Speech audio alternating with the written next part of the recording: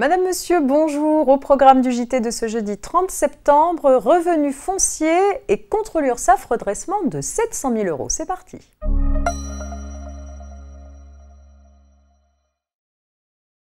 Les revenus de propriété bâtie, dont notamment les locaux à usage industriel, commercial ou professionnel, sont en principe imposables dans la catégorie des revenus fonciers.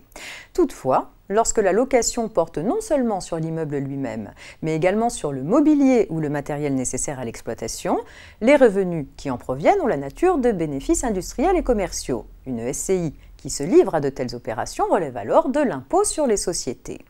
En revanche, si les équipements du bâtiment ne sont pas à eux seuls suffisants pour permettre l'exploitation industrielle des locaux par le preneur compte tenu de son activité, alors la location conserve son caractère civil.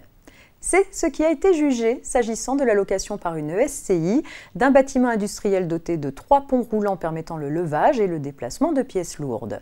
Les loyers perçus sont alors imposables à l'impôt sur le revenu dans la catégorie des revenus fonciers entre les mains des associés de la SCI bailleresse en proportion des parts qu'ils détiennent.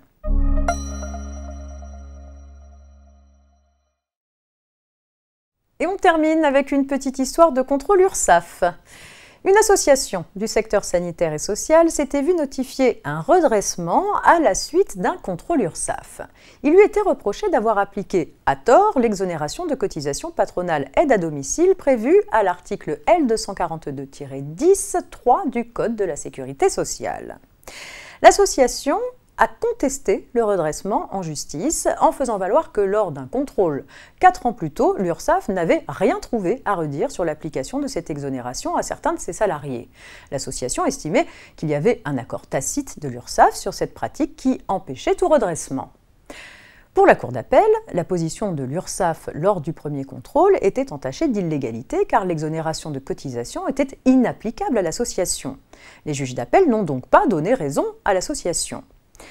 Mais la Cour de cassation lui a donné gain de cause, estimant que même si l'accord tacite est basé sur une appréciation erronée de la législation par l'URSSAF, cet accord peut lui être opposé par le cotisant lors d'un prochain contrôle.